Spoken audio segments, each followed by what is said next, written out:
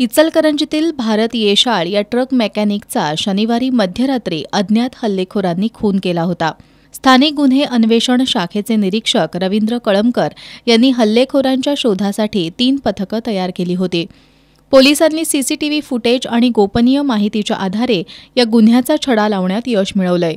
या पथकांनी हैदराबाद इथून जाऊन संशयित आरोपींच्या मुसक्या आवळल्यात. महेश येशाळ याच्या पत्नीशी या खून प्रकरणातील मुख्य संशयित आरोपी मिरियाल महेश याचे अनैतिक संबंध होते. या संशयावरून भारत वारंवार पत्नीला मारहाण करत होता. भारतचा अडसर दूर करण्यासाठी मित्राच्या मदतीनं त्याचा खून केल्याची कबुली महेशनं दिली आहे. पोलिसांनी महेशसह गजुला सत्यनारायण शिवशंकर आणि मोहम्मद अमीर महम्मद शरीफ यांनाही अटक केली आहे. आज त्यांना न्यायालयानं 5 दिवसांची पोलीस कोठडी सुनावली आहे.